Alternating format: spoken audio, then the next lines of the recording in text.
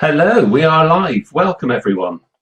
So in case you're wondering what you've dialed into, let me just be absolutely clear. This is the Workforce of the Future, the New Norm webinar with myself and Andrew Grill. So if you're in the wrong place, obviously log off, but there's an awful lot of people that have logged into this already. So we're about 300 people online. You've obviously got a good interest in this subject. So we're going to talk today about what's happened recently in the world of work and what the world of work will look like in the next 5 years. And hopefully that will help you inform your strategic thinking in your organizations. We're going to be running for about an hour with some time for questions at the end. We've had a couple of questions pre-submitted. Put any comments or questions you've got in the chat function in the side there, and we'll try and pick those up and move through them as we can. I just wanted to say thank you at the start to our partner organizations. So you will have seen the invitations going out from our colleagues and friends at Henley Resourcing and Consulting Limited, from Allen Associates and from Juice Recruitment. We work very closely with all of those organizations, and we're really pleased that you've joined up with us for this particular big event in our calendar. So let me start then by formally introducing Andrew Grill, if you haven't seen him already. And I say that because you may recall Andrew from our Decade Ahead event that we held at the Gherkin in January this year. And goodness knows, we had no idea about what was ahead really at that stage. So Andrew is a futurist, keynote speaker, and former IBM Global Managing Partner. He speaks about all sorts of issues around digital disruption, social selling, diversity, workplace of the future, importantly for us today, blockchain, artificial intelligence, personal branding, employee advocacy. And if you're interested, then he's just launched a Practical Futurist podcast series. So you can Google that and you'll find it. You'll find it on his website as well. He's got an important niche. He's developed a niche, in fact, as the Practical Futurist. So this isn't just about talking through what's going to happen in 20, 30, 40 years' time. This is more about what you can deliver and create some actionable insights to what's ahead. And certainly in this context, what's ahead for your business. 30-year plus career, me too, you know, we're similar sorts of age. He's launched and run technology companies, Europe, Australia, worked with some of the world's leading companies. He speaks and consults to organizations, Vodafone, Barclays, Mars, Schroders, Nestle, lots of different organizations, and he's spoken in over 40 countries. So we're very lucky to have Andrew here today to give us his insights. And I will endeavor to intersperse what Andrew is saying with a few, no doubt, slightly less interesting legal issues, because they're bound to be the sort of thing that's going to make everybody stop and really not want to listen any longer. Anyway, Andrew, let me hand over to you and kick off the event. Thanks, Malcolm. It's great to be here. Look, back in January when I was looking at the decade ahead, you would have said, well, you're a pretty bad futurist. You didn't see what was coming in the next 5 months. In fact, my friends all joke when they introduce me, so Andrew's a futurist. And then they go, well, didn't you see COVID coming? But I think what has happened is the last 6 months has accelerated all sorts of things. At the event in January, I spoke about the future of work, and we'll talk about that today. And I said, this is what might happen in 5 to 7 years.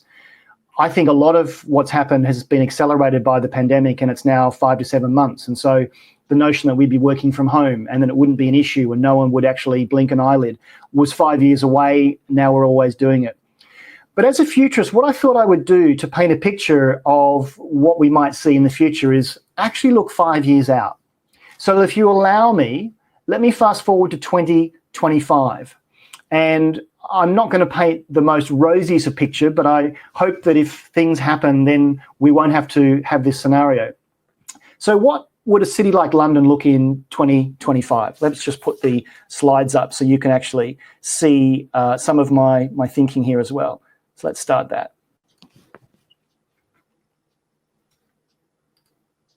So London in 2025, what will have changed? We'll have a vaccine, but still people will be getting sick. Restrictions that were to have lasted months have now lasted for years. Employees have become used to the 10-second commute between the bedroom and the lounge room, and they dread going back to the daily commute. So they found jobs where they didn't need to. And interestingly, I found this LinkedIn post from a few weeks ago from Victoria White, who is head of customer loyalty at Virgin Atlantic. And she described her first day in the office back since lockdown. She spent 3 hours traveling in to get there and back. She spent an hour getting ready, making the packed lunch, packing the handbag with a laptop, work pass, remember that. She missed seeing her daughter the first thing because she left before she woke up. She ate a sandwich instead of a freshly cooked hot lunch, and probably was an overpriced sandwich. First time in months she'd not sat down for lunch with her husband. She had to rush home to make it home for her daughter's bedtime. She was exhausted, did much less work than a regular work from home day, and her learning was going to the office can't be something I do just because. Every time I go in, my time needs to be very well spent. And she has a point.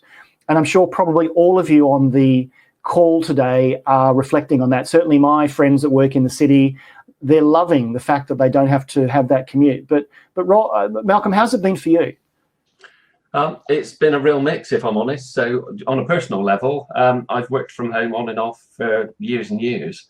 And the idea of getting a laptop out at my homestead, I mean, you can see I'm at home at the moment, wasn't a problem. But I am now months in, and if I'm being totally honest with you, as I was with our managing partner yesterday, I am sick to the back teeth of these four walls. I do like to see people, and it's great, it's great to see you electronically like this and have a chat. But it's not the same as being in the office. I do miss that. It's that social cohesion point, and the sooner I can get back to a little bit more normal, the better, in my view. One thing we were talking about just before we came on air was the difference between the introverts and the extroverts. Quite clearly, I'm an extrovert, so I'm a bit like you. I like being out and about, but I also want to stay safe and healthy. The introverts of my friends, they're loving this because they don't have to deal with the office politics and they have that commute. So we might talk about the difference there as well. I'm sure many of you on the call today identify as one or the other or a mix and are having mixed emotions. But you know what? We have basically been involved in a worldwide experiment of work from home. And Malcolm mentioned I run a podcast. In the last few episodes, I've been talking to senior leaders and asking them about how they've adapted to this whole work from home as a manager. And I can guarantee you, in fact, I've just come off a call with ISIO, who is the new pensions part, a spin-off from KPMG, and all their brand new graduates. And I said that, normally you would have to go through a pilot program and there'd be official documents to sign for work from home. No, we went there straight away. And so no manager in the world is now going to say you cannot work from home, because we have. But your manager, he or she has also had to deal with the issues of working from home, of the homeschooling, of the other people, of the flatmates, the partner, the other people in your space as well. So we've learnt a lot from this. And one thing I tell people is that we must never go back to the way things were. Back to what Victoria was saying about her expectation, why are we actually subjecting ourselves to these things that we didn't have to before? It's quite strange. But I think as we consider going back to the office, and I can't say we're going back to the old way because we never will, we're looking at moving potentially from the kitchen back into the office space. And there are a whole lot of legal issues around that. One is a safe return to work. Malcolm, you might have some views on what are the legal issues around asking people to come back to work? Do they have to come back? Well, what are the legal issues there? Yeah, well, the legal issues currently are very much in the forefront of everybody's minds. If an organisation wants somebody to come back into the office and the individual, in their view, reasonably thinks that there is some health and safety danger or they're worried about the COVID risk, then if they're subjected to a detriment because of that, so for example, a disciplinary, or they're even dismissed, then they've got rights and they've got claims. And in the employment law circles, there are usual buzzwords, and the buzz phrase at the moment is sections 44 and sections 100 of the Employment Rights Act, because those are the two things that relate specifically to this. So we've been talking a lot with our clients about making sure that they communicate really well about the safety precautions that they've put in place, the risk assessments that they've done in their organizations. Because if that's communicated well enough, employees should be more confident with requests to return to normal working. So that's one really big issue. The other issue is in relation to making sure that things don't drift on. So the pause button, the COVID pause button that's been pressed, it is clearly a temporary solution. The longer it goes on for, and the longer employees have a different way of working and aren't forced to go back into the office because we're being sensitive and sensible in some respects, the more likely they can argue that their contractual terms have changed. And so I'm starting to see some employers who are saying, well, this is temporary, by the way, and let's start a phased return so that they can pick up on some of those issues. Of course, the other end of the scale are employers who actually don't really mind if their employees turn up for work. They can stay at home for as long as they want. But those are the main legal issues: the health and safety risk assessment and the contractual changes. They were temporary, and you need to be clear about what you're doing going forward. So temporary solutions need to be reviewed. So what I'm reading in the paper at the moment is the government are sort of delaying a big campaign to get people back to work, and one can speculate because public sector hasn't gone back yet, but I think they see that the City of London, for example, is quite deserted, and certainly the service industries, the sandwich shops, the dry cleaning shops that are there are really suffering. I also heard, and I won't mention the company in question, but it's a large financial institution. One of my friends said they're saying that you should be back in the office because we can promote you if you're back in the office, and we can give you a better bonus and better terms. And so maybe they're saying, and I really want your legal view on this, if you don't come back to the office, it might be a detriment and you may actually be discriminated against. Do you think this is a problem, and how can it be alleviated? Yeah, well, it is a problem. It doesn't take too many employment lawyers in a room together to come up with a claim, let's face it. And you've just outlined what a claim potentially could look like. So if you've got a group which is got a particular protected characteristic, so let's say it's a disability type issue, they're not willing to come back into the office because of their health, they're extremely clinically vulnerable, for example, and they're told that actually if you don't come back in, then that'll affect your rights in some way, whether it's salary, promotions, whatever it may be. That could be discrimination, and that could result in a claim. And we have no idea of what's coming next. There could be, over the next 18 months, 2 years, a tsunami of claims based on this sort of stuff. Because the tribunals are really backed up at the moment in terms of the time it's taking for things to go through, we're only just starting to see a trickle of claims. And a lot of the legislation that was passed on furlough, and well, it was done in a rush, let's face it, that stuff's not been tested either. So there are potential claims, and you need to be mindful of what they might look like. And I think every organization has a level of acceptance of risk, which will dictate how they respond to it. So you have some organizations who are really risk adverse, and maybe some large organizations with big structure or HR teams in place looking after things, and they'll be very alive to this, and they may be able to dance around the subject slightly. But then you'll have smaller businesses, owner-managed businesses, who really don't have the time or resource to think it through. And unfortunately, I suspect they may well get caught by some of these legal issues. I mean, we just don't know what's going to happen next. And what I encourage my friends to do, and I'm Australian, is look to what's happened in Australia. So New Zealand pretty much got rid of it, then it came back again. Sydney and Melbourne have had outbreaks. Melbourne is still locked down. They've extended the state of emergency for another 2 weeks. And there's even a curfew there. They have some very, very stringent regulations because people got complacent, and it's come back. And there are a whole lot of issues around there. There are political issues. But I think we need to assume that what has happened and what's happening in outbreaks in the UK could happen again. So I just wonder whether people might say, look, I'm just not comfortable coming back to work at all, which leads me on to my point where if we're going to be moving from home to the office, and I'm not comfortable going to the office, is there a third place? And the third place might be a WeWork. It might be a library that is being reconfigured for co-working. It could even be the old House of Fraser in Westfield in Shepherd's Bush. They've basically looked at turning that space into co-working. And back in January at the top of the gherkin, I was saying in 5 to 7 years, we might have these third places where you would choose to work at home or you could go into the office. But now there is an opportunity as well. And so I think we might see the rise of these third places. And I was saying to my grads just a few moments ago on the other call that the one thing we're missing is that coffee moment, that stolen chat in the corridor, because we can't really do that on Zoom or on Teams. And it might be that we all live in West London, and so we agree to go to a third place that's near where we live. We get work done, but we don't have to go all the way into Canary Wharf. So what are the issues around a third place being the place that we go to work, Malcolm? Well, the legal issues, I think, are identical to the issues of working from home. So if you're working in a third place, you're carrying out your normal activities, it's the same health and safety issue. So you've got to look after the health and safety of your employees wherever they are whilst they're carrying out their work. You have less control over a third space, but arguably something that's set up for co-working like this will be more professional than your kitchen table and the rather uncomfortable stool that you have to perch on. So all of the legal issues and risks are the same. Perhaps the one that's a little bit more of concern is the GDPR and data protection and security confidentiality issues of working remotely. So working at home is one thing, and if you're in a space where you can close the door at least, and hopefully my family won't suddenly burst through my door behind me in a minute, that's one thing. But if you're in an open space, typically coffee shop or in one of these co-working spaces, keeping things confidential can be difficult.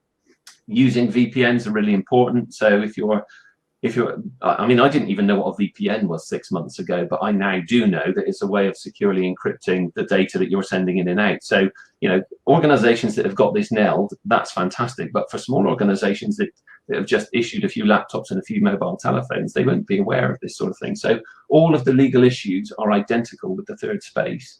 But it's a really interesting concept because it takes away the feeling of intrusion, I think, of you looking into my room, or all the people on the call looking into my room. You know, this is quite an intrusion into my personal space, whereas if it was in a third space, that would be much more comfortable. And just to expand on it, just looking down in the chat, someone's asked third place, how's that different to asking people to come to the office? A friend of mine lives about 500 yards from me here in Kensington. Her office is in Canary Wharf. She doesn't want to go on a bus, and some people have asked that in the chat as well. So the only other option would be actually to get a river ferry, which takes an hour. So 2-hour commute, whereas if she could go to a third place, and I know how their home is set up, her husband has basically commandeered the dining table with his 2 big screens because he works for a bank. So for her, she has the choice of going all the way to Canary Wharf and the issues that entails, or could go to a third place. And so I think people like her are probably more open to that. And so it isn't a case of come into the office. Come into a place where you're comfortable. And I've actually heard that organizations that are high-rise organizations that have, you know, big, tall skyscrapers in large cities are now saying we're not going to go above 6 stories because we know that there is an issue with that. We know we're probably not going to need as much space because not as many people are going to want to be in the office at the same time. So we might see the rise of this third space. And it doesn't have to be co-working space. I often thought as a futurist, Sainsbury's might say, look, we don't need as much store space as we did because everyone's doing it online, and our warehouses are not places that people would go. So we might actually sublet some of our what was aisle 17 for a co-working space. And I think you might see the adoption of these third spaces happening in places that you may not actually consider. But whenever I'm asked about the future of work, and this is what I spoke about in January, I talk about the 3 Ps: people, place, and purpose. So people, obviously, you're all very smart, very intelligent people. That's why you've been employed in the roles you have. The place we've just spoken about, where work gets done, and that may change as well. But the purpose goes back to Victoria's point on LinkedIn, that why do I go to work? Why do I go to work physically, actually go into your office when I could go somewhere else? But why do I spend 2 hours a day commuting? So I think what we're going to find is that we might see the rise of what I call the gig economy for executives, where the gig economy is well known with people that deliver parcels and pizzas and those sort of things. But I'm a gig worker. I worked for IBM for a number of years, a number of large organizations, but I have 4 or 5 different clients that I might be working with every week. And I don't want to have one job that I go to. So I think we may find the purpose in people's lives has been questions with the pandemic, and maybe we will actually want to have a different way of getting work done. But that's something that people can maybe think about. Any thoughts on that, Malcolm? Yeah, the gig economy is really interesting. If you think back to the Matthew Taylor report, he produced something for the government in 2017, which looked at what a modern workplace might be. And the government responded to it about a year later and agreed that a lot of what he said made sense, and much of what he was talking about was the gig economy and the idea that people will be working in different ways. But it's so far away from where we are likely to be, and I don't think the government have got enough time or energy to come up with a structure that actually works. I think it will be the individuals that will drive the agenda on this and not the government. So it's interesting to see the thought process and the thought leadership behind it, but I think the legislative structure around it is a long way from ever coming to fruition. I think it'll come after the event, in my view. Yeah, some more questions in the chat here. How do you feel the retail industry sits with the new norm? So I needed a keyboard for my iPad the other day, and I could have got it online from Apple, but I decided to go to Westfield to actually have the whole retail experience. And first of all, although you're supposed to wear a mask, only about 80% of people in the mall had masks on, which was interesting. To go into the Apple store, they take your temperature and they limit the number of people in there. But what was really fascinating was, I actually had to get a screen protector for my iPhone and had to do it a couple of times. So we actually got speaking one-on-one for nearly 45 minutes. And so what was really interesting is I had more one-on-one time with the shop assistant because there were fewer people there. But is that sustainable? I deliberately went into the Apple store to have that experience to see how it was changing. I've got to tell you that the mall looked like a normal rush hour day. What pandemic? But I think to the questioner's point, if we're able to buy more things online, do we need to go into stores? And that's why my point about Sainsbury's maybe not needing all of that shelf space, and that becomes another third space. Are you hearing in your travels, Malcolm, anything like that, or am I just being too futuristic? No, I think you're right. And I've definitely seen a few issues around what we're doing at the moment is making do. And your experience in the Apple store about getting all of that great time from that individual sales consultant, well, that's great. But that's not actually cost effective. No. And the agenda is being driven socially at the moment. It's being driven by individual employees who've got proper concerns, issues around keeping safe. And employers are responding to that in a responsible way. But gradually that's going to have to change because profit is ultimately why a good proportion of organizations are in place. I accept, the third sector charity is very different. But you've got to be able to turn a profit on what you're delivering, and time often relates to money. Now, Laura asked a question, which is a nice segue into my next section. She says, what can you do for the employees that feel that the human touch has been lost? And that's a real concern for me as an extrovert. I like collaborating. I like being around people. And so one of that might be, if I'm in a large organization, I agree that we go and meet in the third space safely to work on that rather than going into a large office. But the other thing is learn how to collaborate better. What we've all been doing on Teams and Zoom and all those platforms over the last few months is actually collaboration. And so collaboration, I think, can be enhanced, but we still need that human contact. But I want to give you some tips, because I'm the practical futurist, about how you can best collaborate. Many of you may be using Microsoft Teams or Slack. Go and find the person in your organization that is the champion. When I was at IBM, I actually ran a collaborative team, a consulting team, that would go into organizations. We would look at what tool you're using, Teams, Yammer, Slack, Chatter, and generally 9 times out of 10 people would say it's failed. It just doesn't work because no one uses it. To which we would then turn around and say, well, it's not the technology, it's actually the culture, because we aren't designed to share per se. I keep going back to my graduates who I spoke to an hour ago. They naturally share. On their social networks, they want to share what they're doing. And they come to work and they're shut down. No, you can't share what you're doing. It's confidential. And information was power by holding that back in the old way. So again, where I predicted this would take 5 years to happen, it's taken 5 months. And I want to introduce a concept to all of you of working out loud.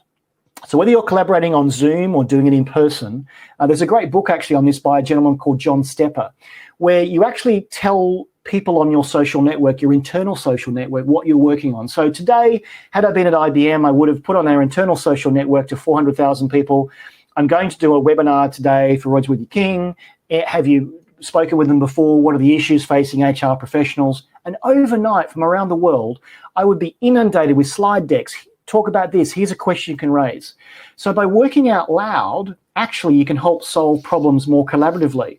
But what will happen though is that the value to your organization won't be what you know anymore. It'll be what you share. And so I want to encourage you that don't just think that collaboration is being on the end of a Zoom call. Find the champion inside your organization, large or small, that is worked out how to use this platform effectively, and then share that. And to Laura's point, can you then integrate some human time? Maybe in my 2025 view, we're only going to the office a couple of days a week, maybe not even that. And in fact, what the BBC research has shown is that maybe people will actually move out of large cities because they need an extra room, because this has been going on for so long that we actually need more space. And so we move out of London or move out of Manchester or Birmingham into a larger place because there's an extra room. and we only go to the office or go to the third place a couple of days a week. Malcolm, collaboration, how important is that for you, and what are the legal issues around that? Well, collaboration is absolutely key in terms of the work that I do, and certainly the clients that I advise in relation to employment law, collaboration is key. And it's really difficult. It's that social cohesion point is missing at the moment. And so you have to look around for really good examples of where it's not. And I can see some comments in the chat section about things that other organizations are doing to try and keep that working and moving together. But I've had a look around the world to see where other countries have done things better, perhaps. And Finland stands out in the world generally as ahead of the curve, no pun intended on our branding, when it comes to home working and agile working. And 1996, they brought in the first piece of legislation to facilitate this. Now, the UK came in 2003 with its flexible working legislation, but we didn't really do it seriously until 2014. So Finland's had such a long time to prepare for this. And in fact, before the pandemic, 1st of January 2020, they enhanced their, I think they called it the Working Hours Act 2020. And essentially it allows people, in most cases, to choose half of their working time, where they work and the sort of hours that they're working. And there were a few examples that I've given. And if you're interested in inspiration or practical solutions for this sort of stuff, start to Google good practice in Swindon, of course, Swindon, in Finland, about this stuff. And there was an example of a guy who really didn't like the winter in Finland. So he said to his manager, I want to work for 6 months in Spain. And they said yes. And he said it was a fantastic success. And you can read all about those sorts of stories. And in particular, companies in Finland are trying to find ways to make sure that link, that collaborative link, is not lost. And some tech companies, some perhaps newer companies into the market, are developing their own social networks, electronic social networks, to try and keep that sort of thing going. But it does create legal issues. And it worries me slightly, because the more electronic we are, the more data we're pushing around, the more data protection and security and confidentiality becomes an issue.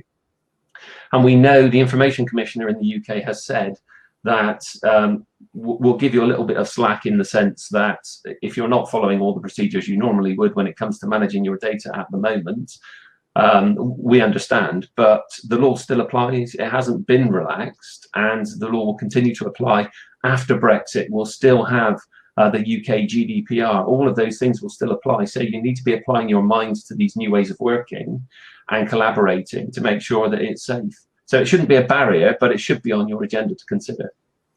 We've got a lot of questions coming. We're going to get to those in a second. I just want to cover off a couple of other things just before I go into that, because you mentioned agile, and agile is a word that's bandied around so much. And I've actually got a slide here with post-it notes on it, because whenever we think agile, we think, oh, Andrew's at it again with his post-it notes. There's a difference between doing agile and being agile. So if you say you're doing agile and it takes weeks and weeks and weeks to get things approved, or management and red tape, you're not agile. The picture I have here on being agile, I actually took 2 years ago in Barcelona. I was talking to a group of shoe manufacturers and executives, and we're actually meeting in the offices of a fashion startup. And what you see here, as I glanced to my right and I took this picture, was what we call a scrum meeting.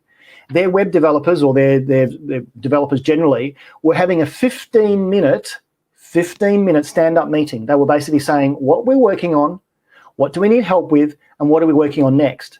They then sat down and got on with it. And one of the questions was about having shorter meetings. Queen Victoria famously held her household staff meetings standing up, and they lasted 15 to 20 minutes. Not suggesting for a moment when you go back to work or even on Zoom you have stand-up meetings, but can we use this 6-month work-from-home experiment to basically reorient the way we get things done? Do we need to have a meeting about meetings, or could we actually work out loud so I can look through the stream of things to say, Barry's done that, Malcolm's done that, Rob's done that. I don't need to ask them about it because they've actually told me they've done it. So this is very uncomfortable for some people. But at IBM at work, we didn't have long meetings in my team because we knew what everyone was working on, but it takes a real discipline to do that. Might head over to some of the questions we've collated. We can't answer them all. There are literally tens and tens of questions coming through. Elaine asks, if employees would like to change to working part week in the office, and part week working from home, as working from home has suited them well during the pandemic. Is there a change in contract that needs to take place? Malcolm, you're the expert. What's the answer? Yes, is a short answer. So they've got the right to request flexible working under existing legislation, and there's a process that needs to be followed. But if this is all agreed and it's a permanent change, then it needs to be reflected in their contract of employment. And I think one of the issues for employers at the moment is not really thinking about changing the documentation to reflect what's actually happening. The more it drifts, and it's a point I made earlier, the longer it takes for you to actually get to the new normal, the more likely the employee will be in control of that conversation. And there's nothing wrong with that per se, but it does mean that the employer will be on the back foot when it comes to making arrangements across, 200 people could all have their own views as to what they want to do. But yeah, contract changes need to be recorded in writing.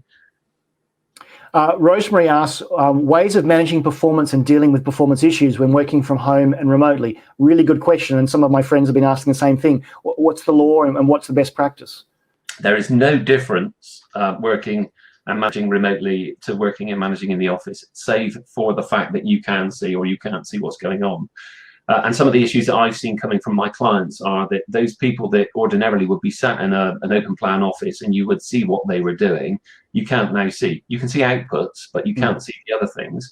And there are one or two issues that they've asked me about where people have been doing things they shouldn't be doing, that have been invisible until an audit, perhaps later on down the line, has shown it up.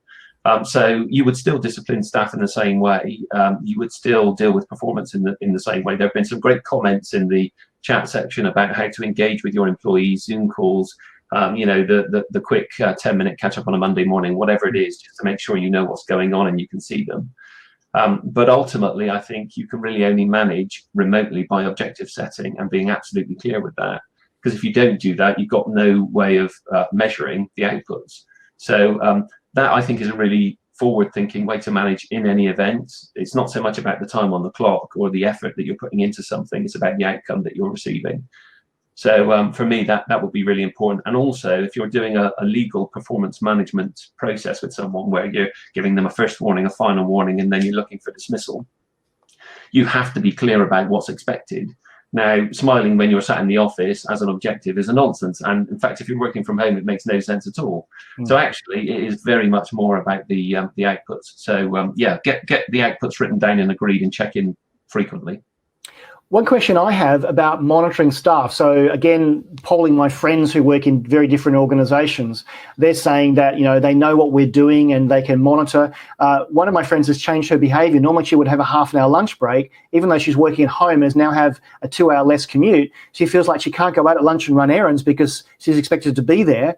And another one of my friends, who I won't mention, bought a mouse wiggler on Amazon so that it basically every few moments moves the mouse so that they know that they're still there. What are the issues around monitoring, and should we all buy mouse wigglers? I've never heard of a mouse wiggler before. There are real issues with this. So the other end of the scale is employees say, I'm really productive when I'm working at home, but the lines between home working and your personal life are so blurred that you often find you work longer hours, and that can be real problematic in terms of your mental health, essentially. So you need to just try and find a way to ensure that you're managing your employees' mental health in the way in which they're looking at things. Mind have got some fantastic advice on their website about this, the charity, and lots of organisations are thinking very proactively about how to deal with this. You don't have to wiggle the mouse. You can take a lunch break. You can go out for a run. And I think that will only change with time. So at the moment you feel guilty because you're sat at home and you've got your slippers on and you haven't got your work shoes on. So you've got to wiggle the mouse to feel like you're working. Well, if you're measured on outputs, if you're supported, if your mental health is important to your employer and they're complying with their health and safety duty to ensure there's a safe place of work, then actually it should come together. But I don't think this is a quick fix. I think that this will now row back a little bit from where we are. And I think in 5 years' time, which is where you started this, we will start to see some organic changes which are sustainable. Well, I don't want to, again, back with my futurist hat on in January, I said this will take 5 years to work through. I think everything we've seen has been an accelerant. The CEO of the National Australia Bank, who's actually a Brit, has said that the last 5 or 6 months in Australia, the adoption of internet banking, it's taken them 5 months to do what it would have taken them 10 years. So I would hope that what is happening is an accelerant.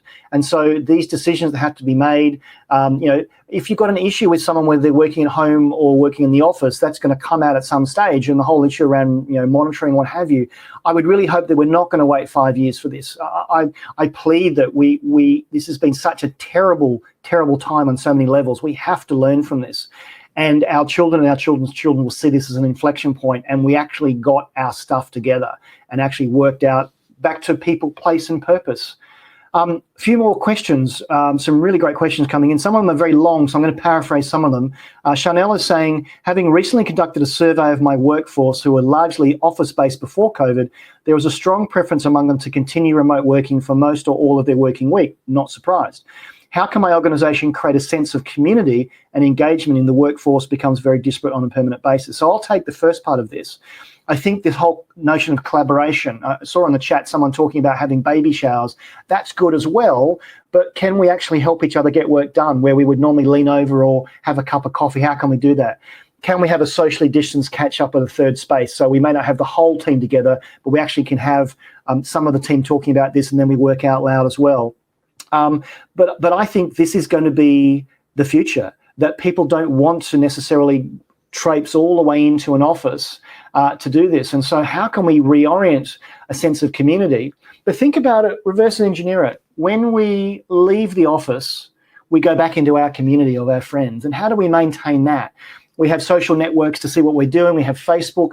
Think about the communities that we have in the real world, our friend world, and how have they developed? No one's told us. There's no legal structure about how to set up a Facebook group or a WhatsApp group. Can we learn from how we live our private social media lives into what might work for work? Because I think the two are going to mix over there, and what we can learn from one we can take to the other. Because, Malcolm, in a sense, the rules have been changed. We're not housed in a building 6 or 7 hours a day. We're out in our own environment, in our own community.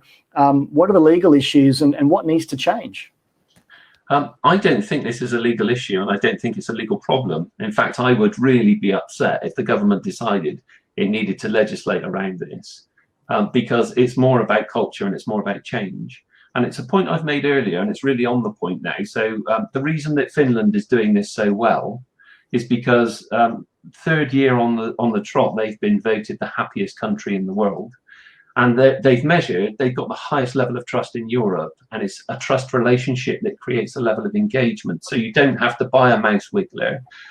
So you can engage with people. Not to get you from a moment that people do. I just said that some people have.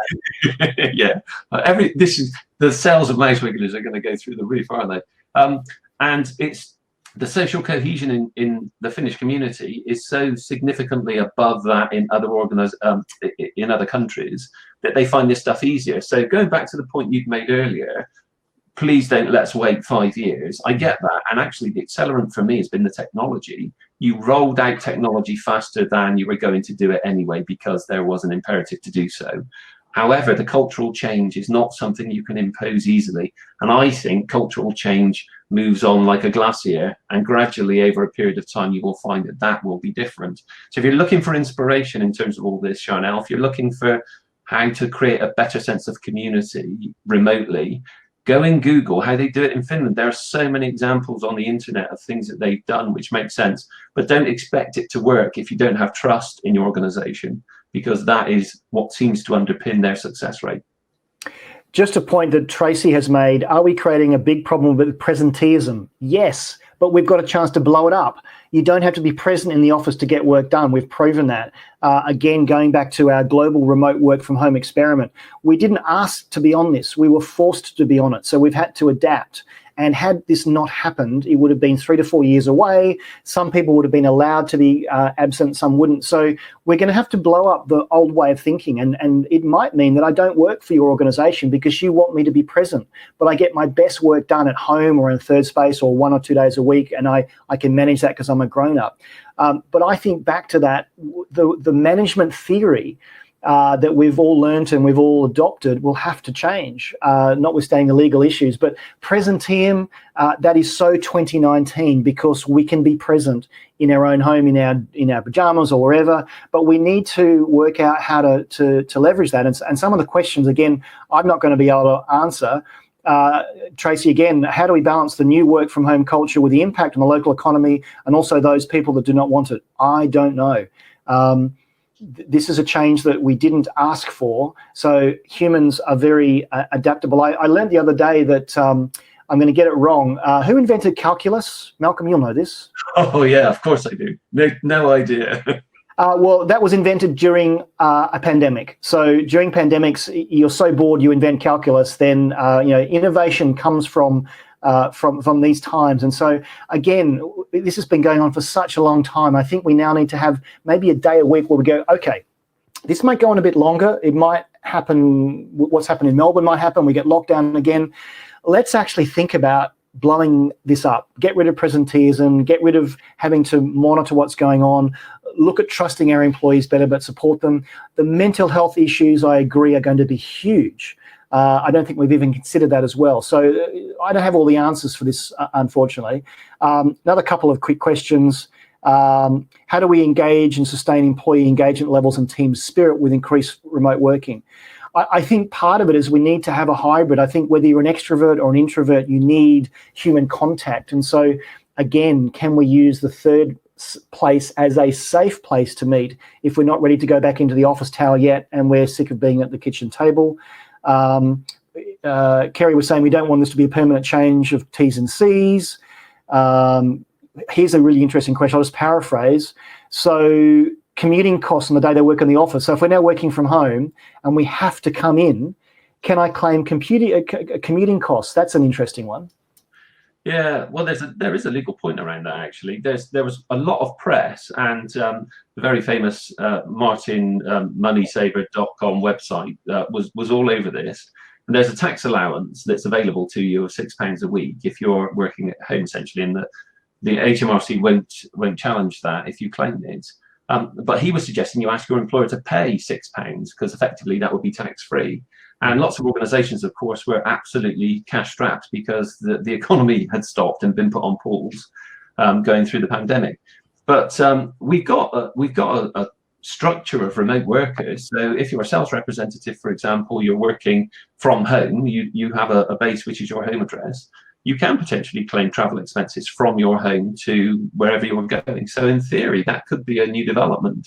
And I've heard some discussion with my esteemed HR colleagues who've been thinking about this a lot around the idea of, well, if you're going to work from home and you've got less of a commute and therefore you've got less commute costs and you can make sandwiches as opposed to buy them in Pres, well, then we can afford to maybe pay you a little less. Wow. Hang on, you're getting 2 hours a week extra, 2 hours a day from me extra when I'm having to commute. So that's a real issue there around, if I'm now working 2 hours longer, why are you paying me less? Yeah, because you may not be working 2 hours longer. This is the point. So when you're trying to sell something to an employee, you have to have some leverage. And the leverage is you're not sat on the tube for 2 hours or on the train for 2 hours getting to where you need to get to. So you can get up later and you can be a bit more relaxed, and you can let the delivery guy through the door, and you can get the plumber in to mend the dishwasher or whatever. And so that's got to be worth something to you. What's it worth to me as your employer? Because now the conversation will start to change. It's not so much about safety. It's not so much about COVID. It's more about, well, I'm running an organization which needs to make a profit for its shareholders in the main. And so I need to consider that in the way in which I deal with my employees. So I think employers will now start to take a tougher line with those conversations, and they might be amenable to home working, but it may impact in some other way it's an unintended consequence, I think, actually. Thanks to everyone that's said it was Isaac Newton who invented calculus. You're right. It slipped my mind there. Sue Coleman says that during lockdown, the sickness levels are an all-time low. That's interesting. Samantha Stoker says this is where employer branding comes in, which is interesting. Ruth Pankhurst says she's currently working outside the country where you are contractually employed, has tax implications, both employee and corporate. There are also potential employment law issues, which is true. How could this change in the future? Many employees have gone home to be with family during lockdown, were able to work from home in another country. How do we continue to support this and retain good staff?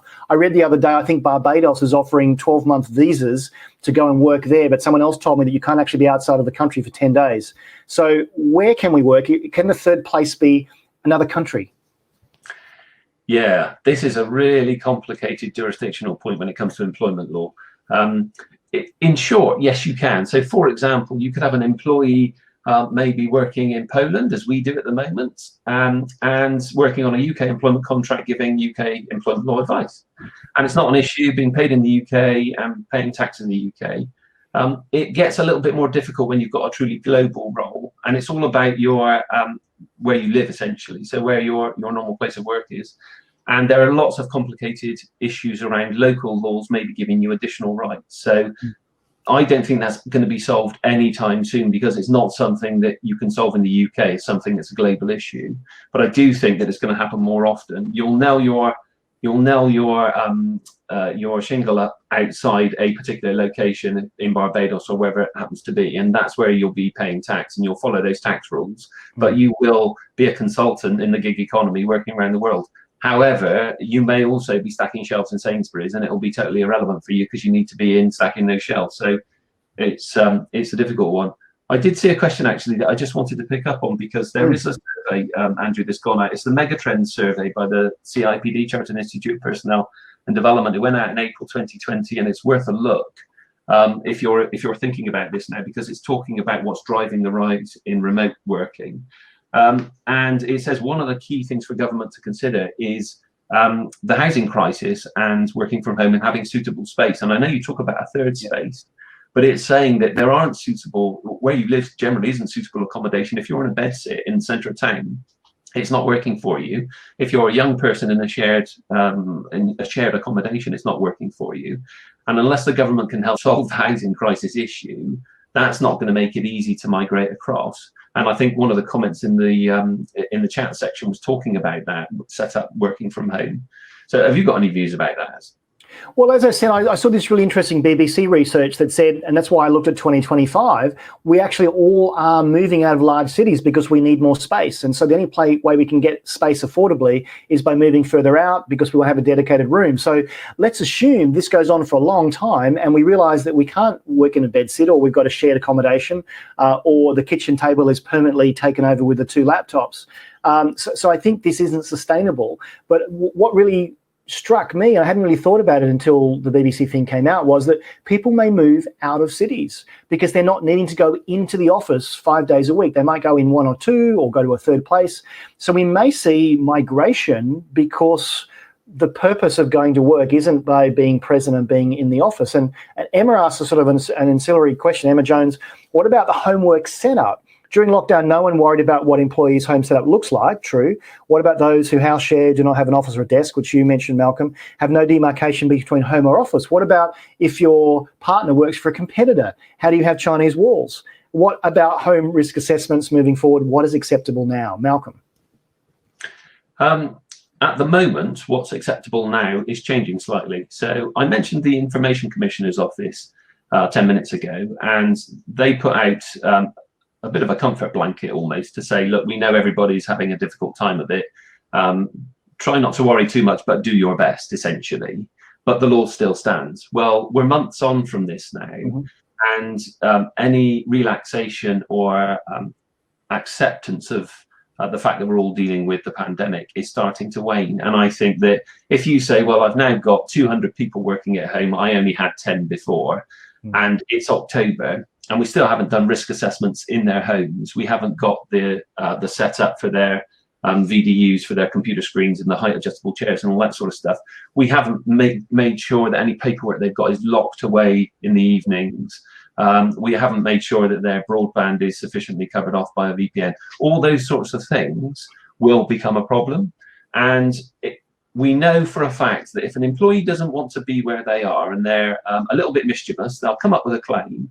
And all these things are potential add weight to a basic claim. So if I fall out with my manager because my mouse hasn't wiggled for the last 20 minutes, and my manager is going to put me through a disciplinary, then I'm going to launch a grievance about all of these things. So my advice is now we've got just a moment to stop and take stock and to rethink where we are. So this isn't about 5 years. This is about making sure now that you've actually done what you need to do. So you've got to do your health and safety risk assessments, both in the office, it's mandatory, and at home. One thing about health and safety I should say, Andrew, is that it's a non-delegable duty. You cannot say, just because your employee's happy to have a chair that is giving them backache and they don't care about it, they sign a letter to say, I don't care. It doesn't matter. It's non-delegable. It's your obligation to deal with. So you must make sure those things are done. And the other thing for me, the biggest thing is data security and making sure that you've covered off all of those things. So the working time bit, the bit about changing your contracts all needs to be done. And this should be on your agenda now. It should be on the agenda for next week, not next year. So should there be an ability to claim back the cost of a new chair or a monitor if the company hasn't supplied that? And Samantha asks, if they're only working from home 1 or 2 days a week, who bears that cost? What are the implications there? I think that's down to a negotiation. It's a really interesting point. Take the chair out of the office. So if you're no longer going to work in the office, there's a spare chair. Yep. You know, if there's 1,000 seats, and monitor, you know, there's plenty of office equipment going, and it doesn't have to be an expensive chair. So there is a conversation to be had with your employees, and that's why I think if you ask them and you do a survey and you find out what equipment they've got and what they actually need to be safe, you can take a view. And if the cost of them working at home is too significant for you to bear as an organisation, then you may not be able to agree to it at the moment.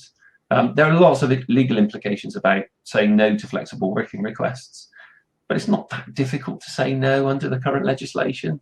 There's 8 reasons the government give you to say no, essentially. There are some issues around protected characteristics which make it more difficult to say no. But if you're in a position where all your employees are saying, we want to work from home, we don't care what you think, employer, we've proven that it's worked, and now I want all this big setup. It's not necessarily a slam dunk win for the employee. And that's why I say you've got to engage in that conversation now and try and work something out. And if you can't afford it and it doesn't work, then it may not be a solution that you can adopt just now. Question from Tracy Warmington. Are employees lied to introduce enhanced cleaning methods to shared workspaces? Good question.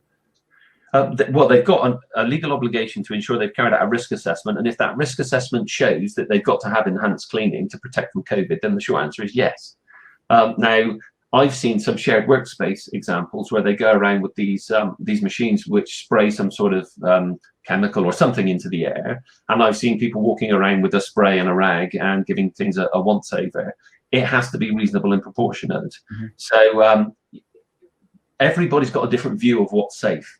So, you know, I'm a slightly overweight, or maybe it's very overweight middle-aged man who, if I caught COVID, touch wood, heaven forbid I don't, but if I did, I may be at more risk. I may therefore want to see a higher level of cleaning, and I may complain to my employer about it. But if they've taken reasonable steps, it should be okay.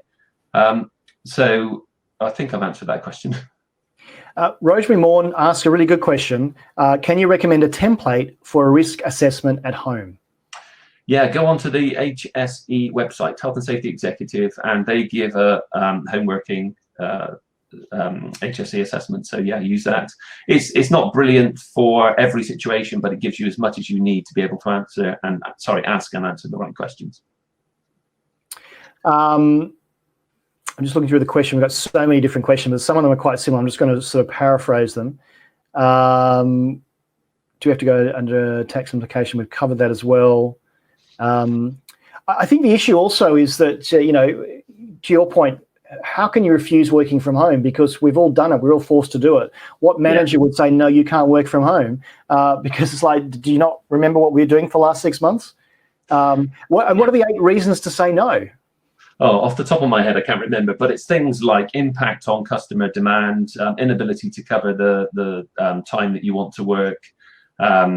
There's, I mean, you just have to Google the 8 reasons and they'll come up. I can't remember off the top of my head, but you've got to remember that this is relatively straightforward. It's been enshrined in law since 2003, when you could apply for flexible working for childcare responsibilities. That was then changed in 2014, so that you could apply for flexible working in relation to your location, hours, or days for any reason, as long as you had 26 weeks continuous service.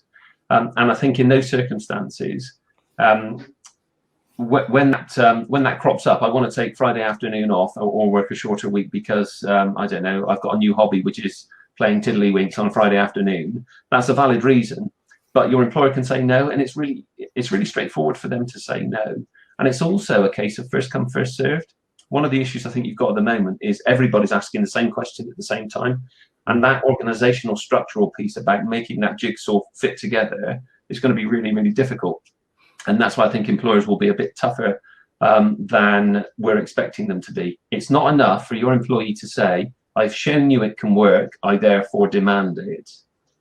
There has to be a balance with the operational requirements of the business more broadly than that. And that's why the conversation needs to be had now. So we're seeing a lot of companies that are saying you can work from home. Twitter famously has a quote that says, opening offices will be our decision. When and if our employees come back, it will be theirs. So they can basically stay at home. I think Schroders Bank also here have been one of the first big banks to say you don't need to come back in. Do you think we'll see more of that? And maybe someone was asking about employer branding. Maybe my purpose of coming to work is I want to work for a company that gives me that flexibility. Are there any legal issues around that? Yeah, so, well, it's not so much the legal issue. I take your point, and it's a really important one. So employers, when they're planning for what's going to happen post-COVID, so let's say the next 18 months, they may be quite tough about it and say, well, no, I need you back in the office. We've lost our social cohesion, whatever excuse they want to give. And your contract says that you need to be in the office, so along you come. The issue is then that those people, those good people, decide to leave because they're not working for the employer of choice, the brands that they thought they were working for. And it's that which will make that cultural change over a longer period of time. It was my earlier point. So it's not so much a legal issue around it. It's when you've said no and you legally can say no, you're not going to work from home. That creates it creates an imperceptible change to the culture that gradually builds over time until everybody hates working for that organization because they're horrible.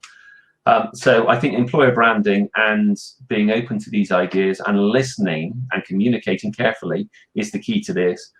I also think it's highly dangerous and maybe was only done for perhaps the purposes of some good press, where an organization says, yeah, do what you like, it's fantastic.